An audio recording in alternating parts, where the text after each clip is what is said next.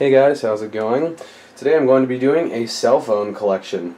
So, this has been requested quite a few times by different people. I finally have the time now to make it. I've been quite busy lately, but I'm going to make this video now. First of all, I have a lot of cell phones, so we're going to go through, well, we're not going to start with cell phones, we're going to start with the iPods, then we'll start with the smartphones, and then we'll go to the basic phones. I'm not going to go ahead and go super in-depth with the basic phones because I have a lot of them and I cannot memorize all of the model numbers, but I will do my best. Okay, so let's get started. First of all, let's go ahead and talk about the iPods because this will be quick and easy. First of all, we have my original HP iPod. This is, I believe, the iPod 4th gen, but this is from a time when Apple and HP collaborated to sell this iPod. Really interesting, and it doesn't actually work. The hard drive is dead in it, and the battery is dead as well. So there's that. It's kind of just a display piece like most of these. Here we have my iPod mini. This is also missing a drive and the bottom piece. I got this from my friend Manly. I'm not sure about the condition. It's kind of, as you can see, it's not really in working order, but there it is. My last iPod, we have the iPod Nano 4th generation. This does work, but the battery lasts about 20 minutes, so this isn't really useful at all. I believe the battery is dead in it, so can't really show you it functioning, but there it is. And then, of course, I think I'm going to go over all of the busted, broken phones that I have. These are kind of just parts. These are all Apple iPhones. So here's an original iPhone. This is kind of just the parts bin one. I have another working one that I'll show you. Here I have an iPhone 3GS, which is kind of just the sum of parts. There is no logic board in this. This is kind of just a case and a busted glass panel. This was my friend's phone. Yeah, I know, people don't really take good care of their phones. This is an iPhone 3G. It's fully assembled. I got this from my friend Jeff, but it doesn't work at all. Like, if you plug it into iTunes, it'll show up as in DFU mode, but the actual iPhone itself won't boot for some reason. I tried to reload iOS and try to get it to work, but it just wasn't happening, so that's kind of just a paperweight. And then we have my most recent, actually, second most recent iPhone, which is the iPhone 5C, as you can see here. This is fully functional, except it just needs a new screen, and I still don't have the money to, buy the new screen, so here it sits without a display. But it is fully functional, and I will fix this someday. So let's get on to the actual ones that work. We're going to start with all of the iPhones, and I'll go to my other smartphones. So first of all, we have the original Apple iPhone. So this is one of the most iconic phones ever built, and it changed the smartphone industry forever. We all know this. You can't deny it, even if you hate Apple. This thing changed everything. And mine does fully function. It was a long road to get there. This is actually the third iPhone, first generation, that I bought, I believe. And well, actually no, this is the second one. But it basically took me 3 tries to get the battery working in it and everything working, because if you didn't know, these are notoriously difficult to fix. So it took a lot of work and a lot of soldering, but I finally got the iPhone to power up, and it is fully functional. The home button is kind of finicky sometimes, but that's to be expected on a phone that's from 2007, so there you go. It does work mostly. It runs, as it was called then, iPhone OS 3.1.3. It's very, very limited. There is no drop-down, no control center, none of that fancy bullcrap. You can't even set a wallpaper. It's just a row of icons, and it's very, very limited in what it can do. But it is kind of interesting to see like the old versions of these apps here. So we have the calculator, and you can see the home button kind of doesn't work sometimes. We have the actual music, which it was called iPod back in the day. We have the old style dock there, and yeah, that's basically it. There really isn't a whole lot you can do with this. It's just the first gen iPhone. iOS 1 was way more limited, so I guess this is alright. But there you have it. Mine is actually cracked in the top left. Unfortunately, it's the only blemish on this thing, really. Well, it's the only physical damage. I mean, like, really serious physical damage. So, yeah. And I've just been notified that my SD card is about to run out of space, so I'll be right back.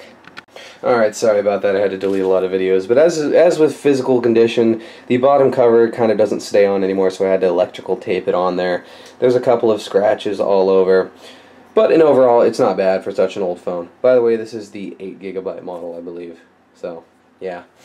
And if you look, what's kind of interesting, I'm going to kind of foreshadow here, but the design of the iPhone 6 versus the original iPhone is actually very similar. The Apple logo is a separate component, and I believe it's, you know, the same type of metal. Actually, this is stainless steel. I'm not sure about this, but it is a separate component. I mean, we have the rounded aluminum. It's just a very similar looking design, in my opinion.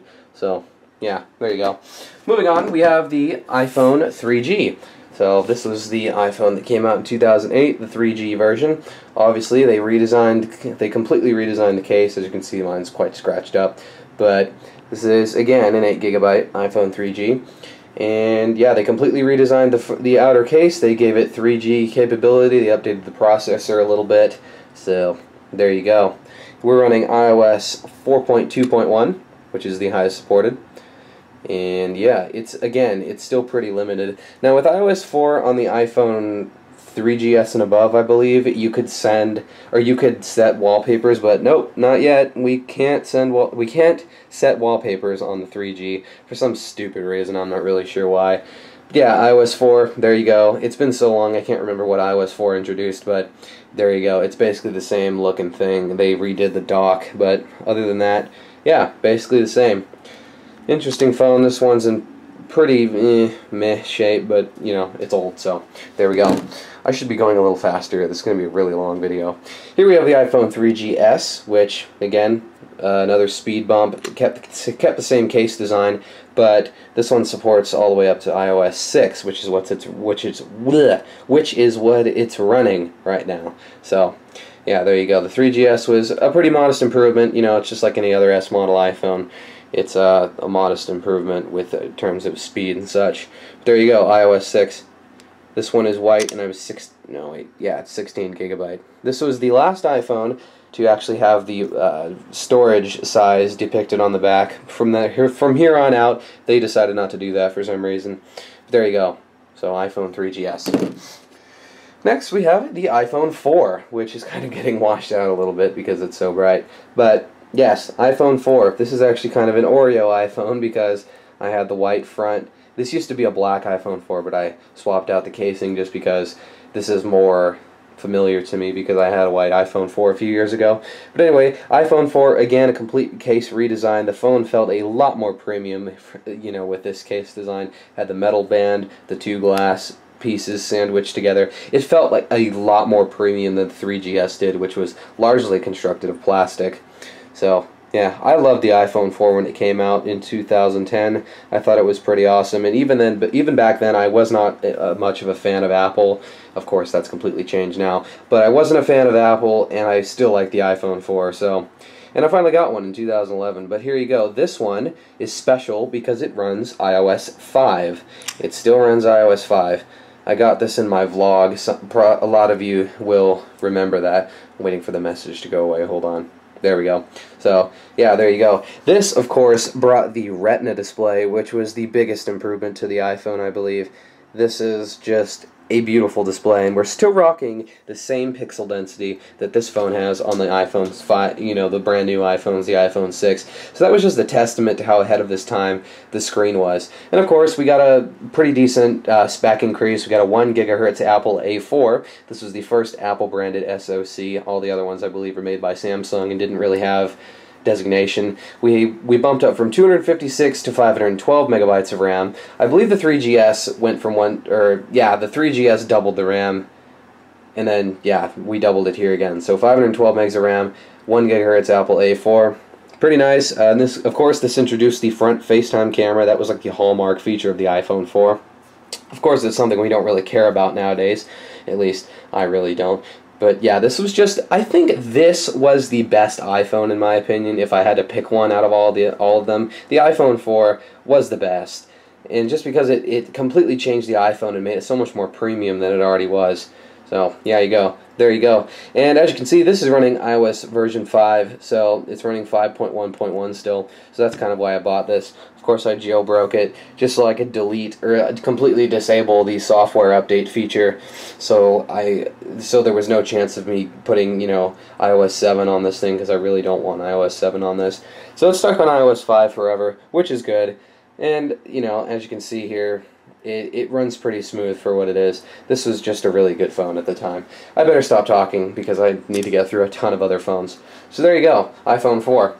And we bring you to the last iPhone, which is the one I use daily. This is the iPhone 6. This is the 64GB Gold Edition.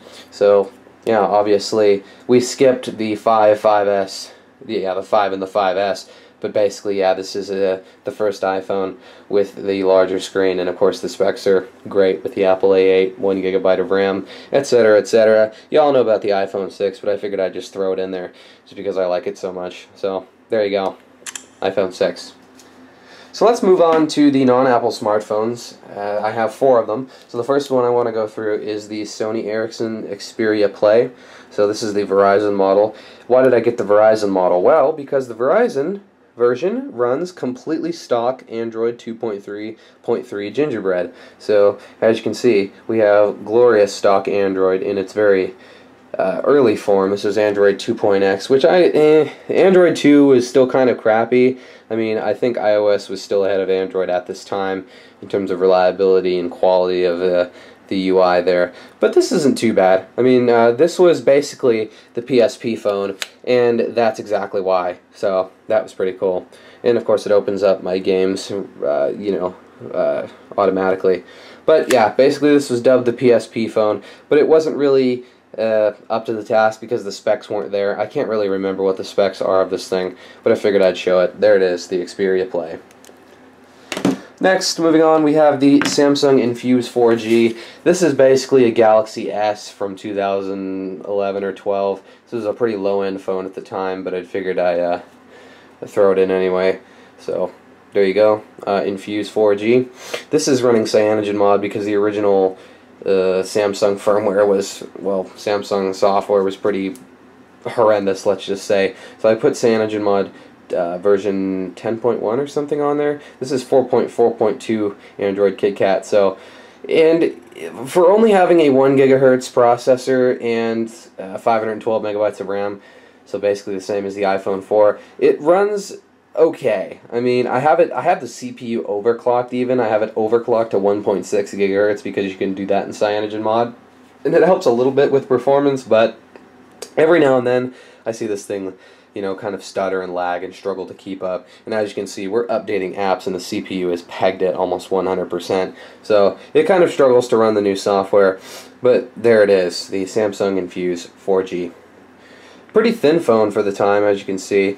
I mean, if we grab the iPhone 4 here, you can see that the iPhone 4 is about the same thickness as this thing. So pretty dang thin phone. So there it is, the Galaxy Infuse 4G. Yeah, okay. So, next we have the, well, one of my newest Android smartphones. This is the Motorola Moto G for Verizon. I got this from my friend Hector. You guys, some of you should know him. But there you go. As you can see, this is a pretty decent phone. It has the Qualcomm Snapdragon 400, which is quad-core. I believe at 1.2 gigahertz. It has 1 GB of RAM, and it runs Android 4.4.2. This is the Verizon model, so it's still not on Android 5.0, which is kind of a disappointment, but I'm praying that it'll come someday. This is a great low-end phone, actually. This is one of the cheapest smartphones you can buy that are still pretty damn good. So, yeah, 720p screen, pretty high pixel density, looks really damn nice. So there you go, Moto G. Nice phone. And the final smartphone is my LG Optimus Zone 2. I got this for $30 a couple days ago from Radio Shack closeout sale. This actually isn't as bad of a phone as I was expecting. This is running Android 4.4.2. This has a 1.2 gigahertz dual-core processor with 512 megabytes of RAM. And honestly, because the screen is only 320 by 240, it's not driving a whole lot of pixels, and the performance is really nice. This is the Google Now launcher. And just for such a, very cheap low-end phone, this actually runs pretty well. So I just kind of have it around. So there you go, Optimus Zone 2. So now that we're done with all the smartphones, as you can see, we just went through all of the smartphones there. Let's go ahead and take a look at all my feature phones. Well, the older non-smartphones. So let's go ahead and check those out real quick. Alrighty, on to the dumb phones. As you can see, I have quite a few. Before we get to the actual, dumb phones. Let's go ahead and take a look at these two Dell PDAs. I actually forgot to charge these, unfortunately, but I have two Dell PDAs, Dell Axim X50 and the X30 here. I'm pretty sure not one of them is going to power up. I don't think they're going to turn on because the batteries have been dead for quite a while. But basically these were PDAs that came out in the early mid-2000s. Actually, the X30 is going to boot. Wonderful. So I guess we can go ahead and show this really quick. Well, actually this thing isn't happy. It's not, you know, booting, has a memory error. So I guess we'll go ahead and skip those two PDAs. But here we go, we have all of the feature phones. I'm not going to go through every single one of these, but I'll try my best. So there you can see we have a couple of old Nokias. We have the Ericsson there. As you can see, I have artificial lighting, which is kind of making the video a little noisy, but hang in there, people. We have an Ericsson DH618. We have a Nokia 252. We have some other Nokia phone there. There we have the Firefly, which was basically a really limited phone for little kids. I can't remember where I got that, but I didn't pay much for it. And then here, I'm just going to go ahead and go over all of the Nokia phones I have. I have quite a few of them. I'll name out a few. Nokia 6030, this was my very first cell phone, except mine was silver back in the day. But yeah, Nokia 6030, that was my very first cell phone. Nokia 6102, that was my second cell phone. So, there you go. I can't remember what that one is. Nokia 6085, I believe. If I'm wrong, correct me. Another Nokia there. Samsung, no, that's not the Blackjack. I forget what it is. Back there is another very basic Samsung phone. That one actually has a monochrome display, so that's pretty cool. It's blue backlit, really old. There we have an LG KS360 that was sent to me by a viewer. So there you go. AudioVox, a couple LGs, the LG Chocolate. This was a pretty popular phone in 2008, 2009. So there you go. Two Motorola W175s. Some old Motorola phone. It has the UI basically identical to the Razr. Motorola W276G, I believe. Kind of a very cheap track phone. Motorola Razr K1M. Pretty nice. Motorola Razr V3, Motorola Razr V3M, which is the Verizon model, and it had a 1 megapixel camera instead of VGA. Razr V3, yeah, that's just a regular V3. And then we have the Razr 2 V9X. This was my main phone for a couple of years. Not this particular one, but I had a Razr 2 for a good couple of years. So, very nice phone. Then I upgraded to the iPhone 4. But anyway, there you go. That is all of my cell phones. I don't have any more, so I just went through all of them. I hope you enjoyed this video, and I hope that satisfies the couple people who requested it. So I'll see you guys later.